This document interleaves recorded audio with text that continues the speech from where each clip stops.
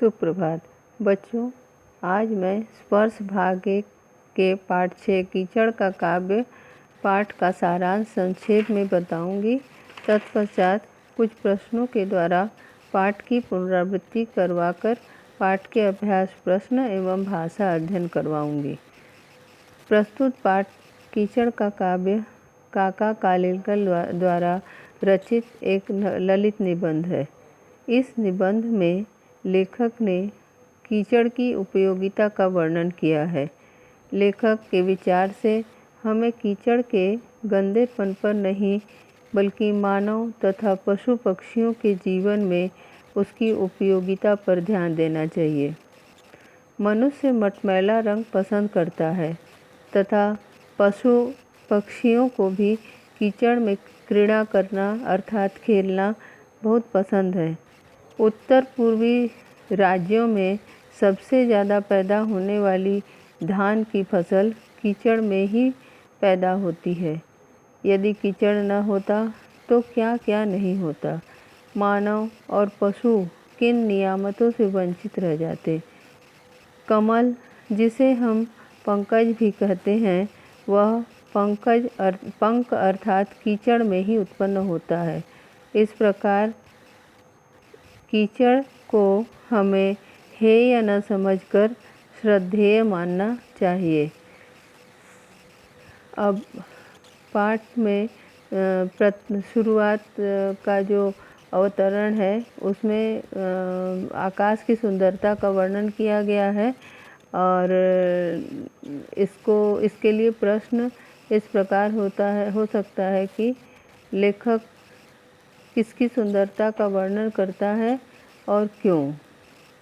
तो लेखक प्रातःकाल आकाश की सुंदरता का वर्णन करता है, परंतु आज आकाश की सुंदरता कुछ अद्भुत ही थी।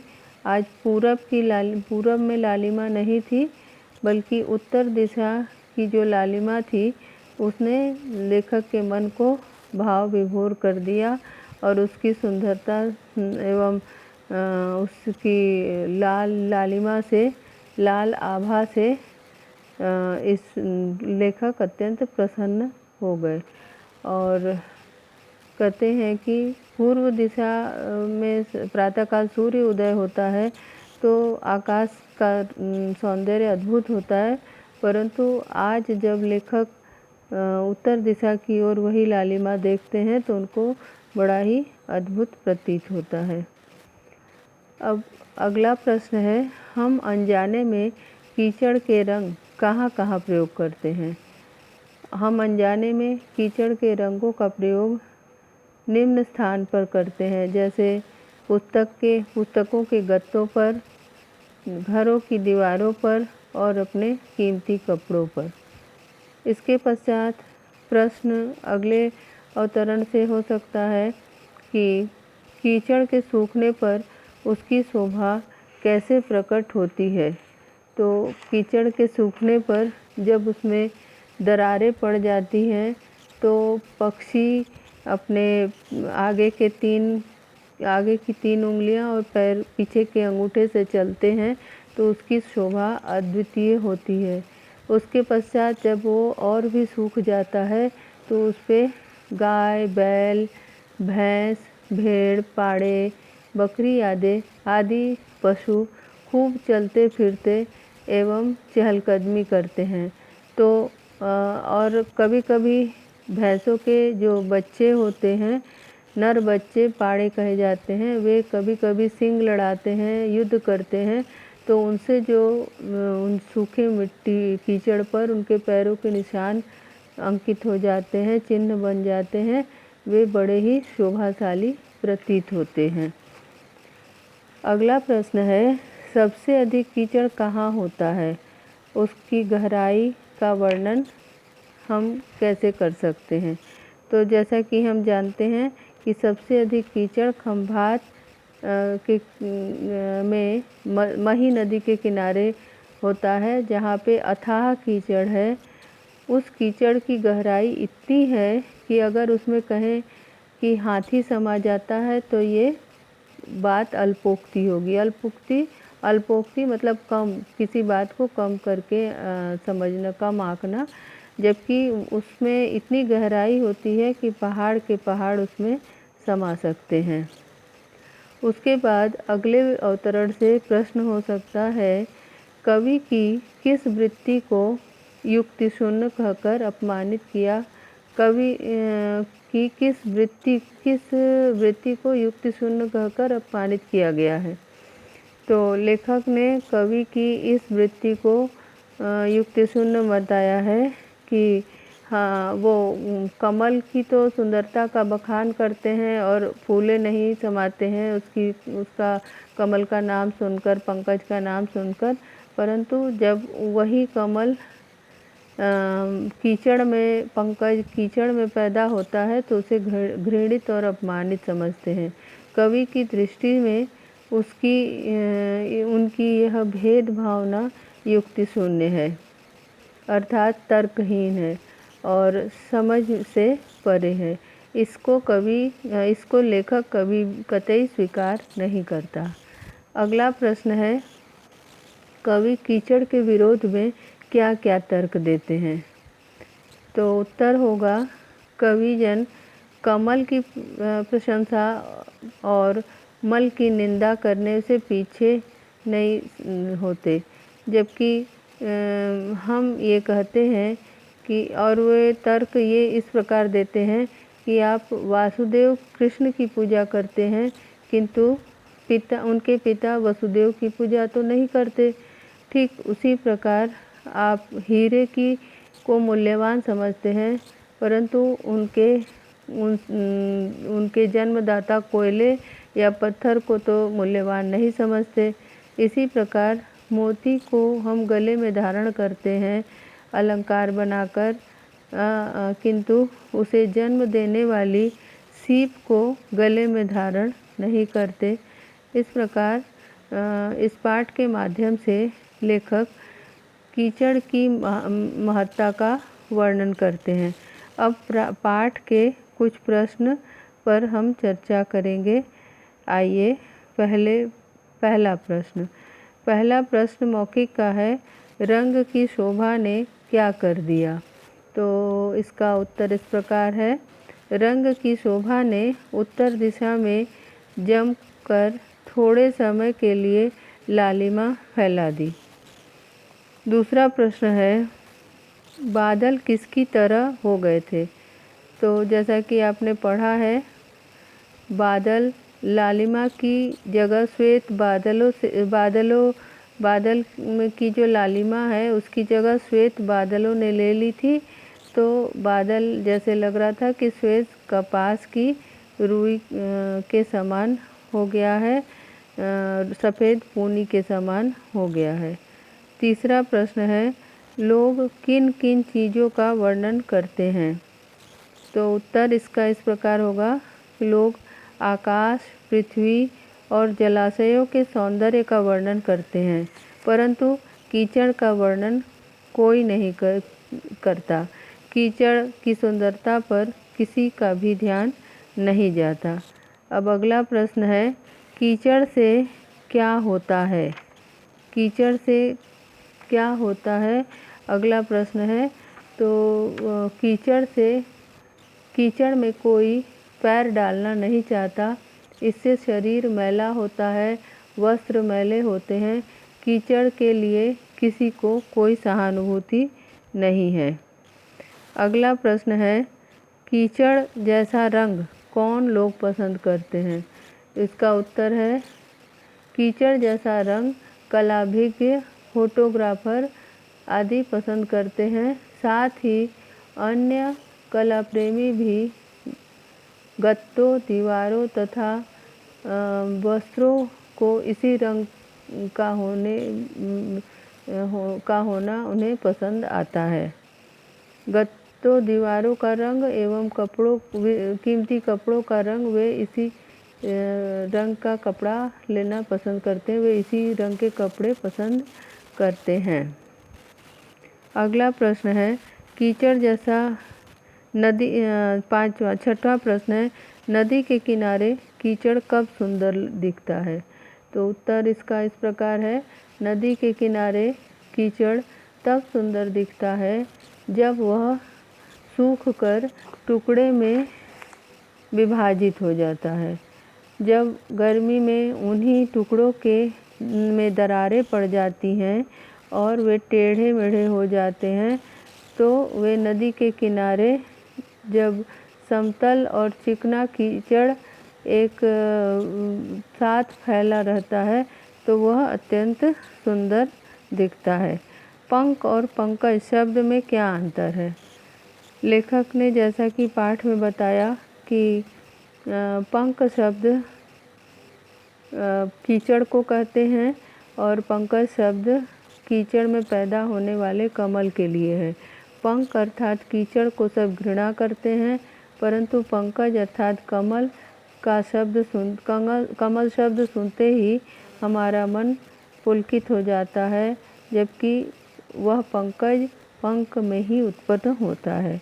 अब लिखित का क, जिसे हमें 20 से 30 शब्दों में उत्तर लिखना है। पहला है प्रश्न, कीचड़ के प्रति किसी की सहानुभूति क्यों नहीं होती? तो जैसा कि आपने पाठ में पढ़ा, कीचड़ के प्रति किसी को सहानुभूति इसलिए नहीं होती क्योंकि लोग उसे अपनी शोभा में एक काला दाग मानते हैं। जैसे उसकी शोभा को वो नहीं देखते, बल्कि उसको असुंदर मानते हैं। वे स्थिरता के साथ यह विचार नहीं करते क्योंकि कीचड़ को गंदा मानते हैं। उन्हें लगता है कि कीचड़ से शरीर गंदा होता है, कपड़े मैले होते हैं। किसी को भी अपने शरीर पर कीचड़ उछालना अच्छा नहीं लगता। यही कारण है कि किसी को भी कीचड़ से कोई भी सहानुभूति नहीं होती। अगला प्रश्न है, जमीन ठोस होने पर उस पर किनके पदचिन्ह अंकित हो जाते हैं? पाठ में लेखक ने बताया है कि जब मिट्टी थोड़ी सूखती है, कीचड़ थोड़ा सूखता है, तो उसमें छोटे छोटे पक्षियों के पदचिन्ह, जिसमें आगे की 3 उंगलियां और पीछे के अंगूठे के निशान है, वो अत्यंत सुंदर लगते हैं। उसके पश्चात जब वे और ठोस हो जाते हैं तो उन पर गाय, भैंस, बैल, बकरी, पाड़े आदि के पदचिन्ह अंकित होते हैं। ये जानवर जब कीचड़ की ठोस जमीन पर ही अपने पैरों के निशान अंकित करते हैं, तब यह इसकी शोभा देखते ही बनती है। इस जमीन पर जब वे आपस में मंदमस्त होकर लड़ने लगते हैं, कभी सींग लड़ाते हैं, तो उनके पदचिन्ह और उनके सींगों के चिन्ह अनोखी शोभा उत्पन्न करते हैं। ये चिन्ह ऐसे प्रतीत होते हैं मानो महिष कुल के भारतीय युद्ध का पूरा इतिहास लिखा गया हो। इसकी शोभा ही अलग प्रतीत होती है। अब अगला प्रश्न है, मनुष्य को क्या भान होता है जिससे वह कीचड़ का तिरस्कार नहीं करता? जैसा कि लेखक का विचार है कि मनुष्य को यदि यह भान होता, भान माने आभास या अनुभव होता कि वह अन्न जो खाता है वह अन्न कीचड़ में ही उत्पन्न होता है, तो वह शायद ऐसा न करता। कीचड़ का तिरस्कार वह कभी नहीं करता, क्योंकि कीचड़ में ही सभी प्रकार के अन्न उत्पन्न होते हैं। यह दुर्भाग्य की बात है कि हम कीचड़ का तिरस्कार करते हैं। अगला प्रश्न है, पहाड़ लुप्त कर देने वाले कीचड़ की क्या विशेषता है? तो जैसा कि हमने पाठ में पढ़ा है, मही नदी के किनारे दूर तक जो कीचड़ है, फैली हुई कीचड़ है, वो इतनी गहरी है दलदल के समान कि उसमें हाथी तो क्या, पहाड़ के पहाड़ उस कीचड़ में समा जाएंगे, ऐसी उसकी विशेषता है। वहाँ बहुत अधिक कीचड़ है।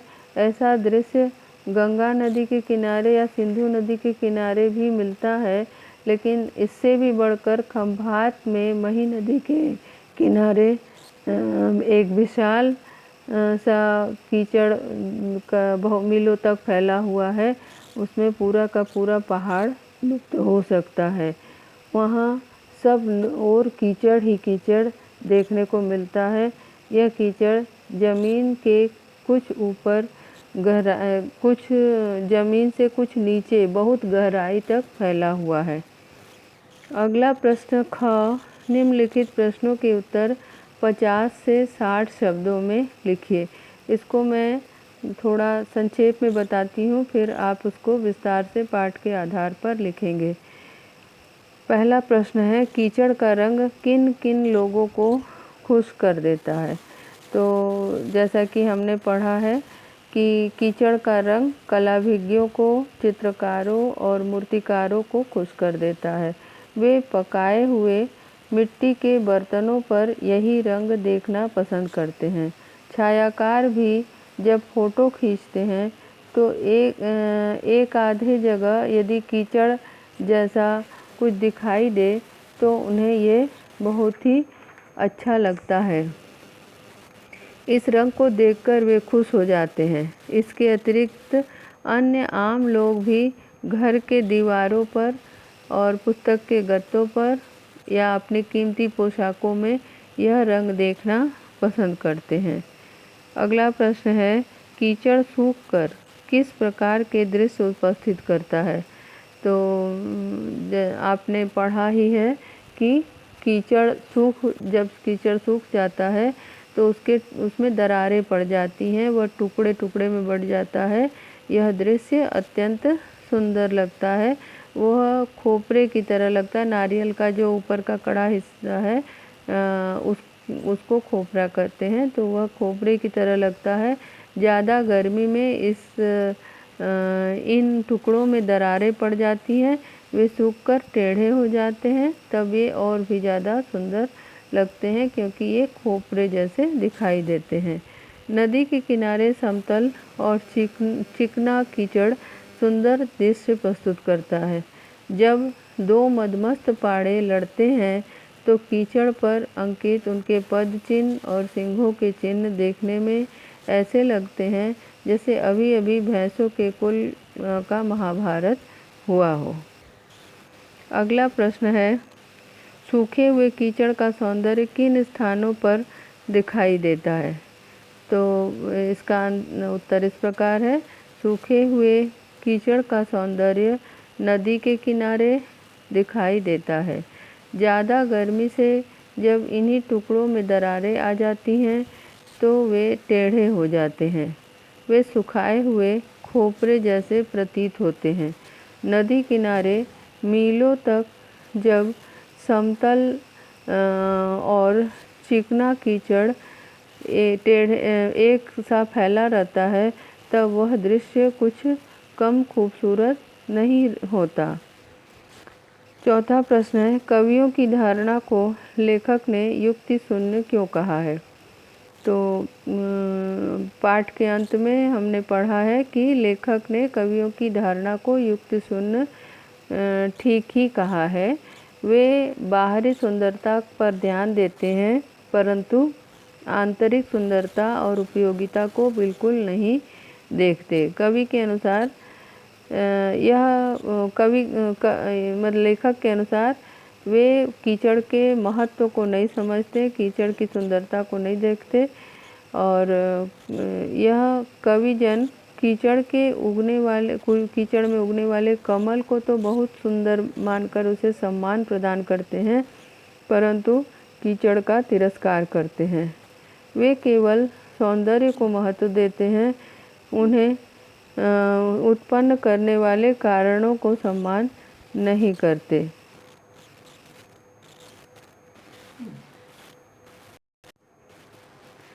अब आशय, अगला प्रश्न ग, जिसमें ये कहा गया है कि निम्नलिखित का आशय स्पष्ट कीजिए। पहला प्रश्न है, नदी किनारे अंकित पद चिन्ह और सिंघों के चिन्हों से मानो महिषकुल के भारतीय युद्ध का पूरा इतिहास ही इस कर्दम लेख में लिखा हो ऐसा भान होता है।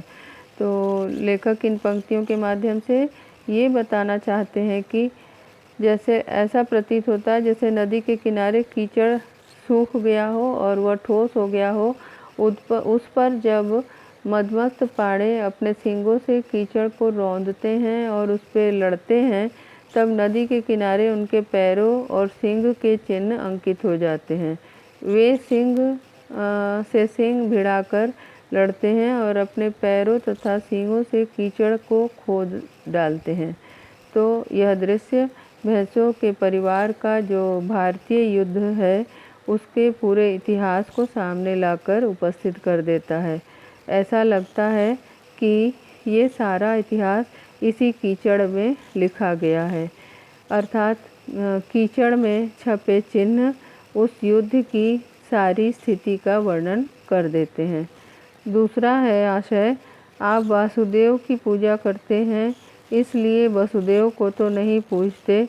हीरे का भारी मूल्य देते हैं किंतु कोयले या पत्थर का नहीं देते, और मोती को कंठ से बांधकर फिरते हैं किंतु उनकी मातुश्री को गले से नहीं बांधते। कम से कम इस विषय पर कवियों के साथ तो चर्चा नहीं करना ही उत्तम है। यहाँ इसका आशय, इन पंक्तियों का आशय इस प्रकार है। कवि पंख में उत्पन्न होने वाले कमल की तो प्रशंसा करते हैं किंतु पंख को महत्व नहीं देते। उनके अनुसार एक अच्छी चीज़ को स्वीकार करने के लिए उससे जुड़ी अन्य चीज़ों या व्यक्तियों को स्वीकार करना आवश्यक नहीं समझते। वासुदेव कृष्ण को कहा जाता है और लोग उनकी पूजा करते हैं, तो उनका अर्थ यह नहीं है कि वह उनके पिता वसुदेव को भी पूजे। इसी प्रकार हम हीरे को मूल्यवान मानते हैं किंतु उसके जनक पत्थर और कोयले की प्रशंसा तो नहीं करते। इसी प्रकार मोती को गले में डालते हैं, पहनते हैं, माला अलंकार बनाकर उसे अपने को सजाते हैं, आभूषण के रूप में उसे धारण करते हैं, पर उससे जुड़ी सीप जिससे उसका जन्म हुआ है उसको तो गले में धारण नहीं करते। कवियों के अपने ही तर्क होते हैं, उनसे हम इस विषय में बहस नहीं करें तो ही उचित है, इसलिए उनसे बात नहीं करना चाहिए। करे तो ही अच्छा है, ऐसा लेखक का मानना है। लेखक मानते हैं कि वे अपनी मनमानी करते हैं, उन्हें जो अच्छा लगे वो ठीक है और उसके आगे वे कुछ नहीं सुनते, अतः इस विषय पर उनसे बात नहीं करना चाहिए। अब हम भाषा अध्ययन से संबंधित कुछ प्रश्नों के उत्तर जानते हैं। पहला प्रश्न है, निम्नलिखित शब्दों के तीन पर्यायवाची लिखें। जैसे कि जलाशय की 3 पर्यायवाची सरोवर और तालाब। सिंधु की 3 पर्यायवाची है सागर, समुद्र या रत्नाकर। पंकज की 3 पर्यायवाची है नीरज, जलज और कमल। पृथ्वी की 3 पर्यायवाची है धरा, भूमि और धरती। आकाश की 3 पर्यायवाची है अंबर, नभ, गगन आदि। दूसरा प्रश्न है, निम्नलिखित वाक्यों में कारकों को रेखांकित कर उनके नाम भी लिखिए। अब इस वाक्य में कीचड़ का नाम लेते ही सब बिगड़ जाता है। इसमें कारक है, कारक चिन्ह है का, और कारक होगा संबंध कारक। दूसरा वाक्य है, क्या कीचड़ का वर्णन कभी किसी ने किया है? तो यहाँ भी कीचड़ का वर्णन का शब्द जो है वह संबंध कारक का चिन्ह है, और किसी ने भी है, ने जो है कर्ता कारक का चिन्ह है। अगला है हमारा अन्न कीचड़ से ही पैदा होता है। यहाँ पे से जो कारक चिन्ह है वो करण कारक का चिन्ह है। अगला है पद चिन्ह उस पर अंकित हैं। यहाँ पे पर शब्द जो है वह कारक चिन्ह है, ये अधिकरण कारक का चिन्ह है। अगला है आप वासुदेव की पूजा करते हैं, तो यहाँ पे की जो है वह संबंध कारक का चिन्ह है। अगला है प्रश्न कि निम्नलिखित शब्दों की बनावट को ध्यान से देखिए और इस पाठ के से भिन्न किसी अन्य नए प्रसंग में वाक्य प्रयोग करिए। जैसे कि आकर्षक, तो नायक का व्यक्तित्व अत्यंत आकर्षक था। यथार्थ हमें कल्पना नहीं, यथार्थ को महत्व देना चाहिए। अगला प्रश्न तटस्थता का अर्थ है निष्पक्ष होकर कोई बात कहना। न्याय करने के लिए तटस्थता की नीति अपनानी चाहिए। फिर कलाभिज्ञ माने कला के जानकार। प्रदर्शनी में बड़े बड़े कलाविज्ञों ने उपस्थित होकर अपनी कला का प्रदर्शन किया। पद चिन्ह माने पैरों के छाप। महापुरुषों के पद चिन्हों पे चलकर हम अपने जीवन को महान बना सकते हैं। घृणा अंकित माने चिन्हित करना। तो इसका वाक्य हो गया नेताजी का नाम हम स्वर्णाक्षरों में हिंदी के नेताजी का नाम हमारे देश के इतिहास में स्वर्णाक्षरों में अंकित है। तृप्ति माने संतुष्टि। स्वादिष्ट भोजन पाकर सन्यासी को तृप्ति हुई। सनातन बहुत दिनों से चले आने को बोलते हैं सनातन। हमें अपनी सनातन परंपराओं का पालन करना चाहिए। लुप्त माने खो जाना। आज शेर संसार से धीरे धीरे लुप्त होते जा रहे हैं। जागृत माने जगा हुआ। आज भारत अपने विकास के लिए जागृत हो चुका है। घृणास्पद माने घृणा के योग्य। कीचड़ से लथपथ मनुष्य घृणास्पद प्रतीत होता है। युक्ति शून्य मतलब जो तर्क रहित हो। मेरे मोहल्ले में नेताजी ने की सभी बातें तर्क शून्य है। सभी तर्क युक्ति शून्य है। फिर वृत्ति माने आदत या स्वभाव। मदन विनम्र वृत्ति का बालक है। अगला प्रश्न है नीचे दी गई संयुक्त क्रियाओं का प्रयोग करते हुए कोई अन्य वाक्य बनाइए। जैसे पहला वाक्य है देखते देखते वहाँ के बादल श्वेत पूनी जैसे हो गए। तो यहाँ पे हम कह सकते हैं देखते देखते मेरा मित्र मेरी आंखों से ओझल हो गया। अब अगला है कीचड़ देखना हो तो सीधे खंभात पहुँचना चाहिए। तो इसमें वाक्य हम बना सकते हैं कि हम सभी को शीघ्रता से घर पहुँचना चाहिए। तीसरा वाक्य है हमारा अन्न कीचड़ में ही पैदा होता है। तो हम वाक्य बना सकते हैं कि कीचड़ कमल से ही पैदा होता है। अब कुछ शब्द हैं जो कि हमें इनका प्रयोग रिक्त स्थानों में करना है। जैसे कि तुम घर जाओ में हम इस वाक्य को मत लगाकर पूर्ण कर सकते हैं। तुम घर मत जाओ। फिर अगला वाक्य है मोहन कल। फिर रिक्त स्थान है आएगा। तो मोहन कल नहीं आएगा। उसे रिक्त स्थान है जाने क्या हो गया।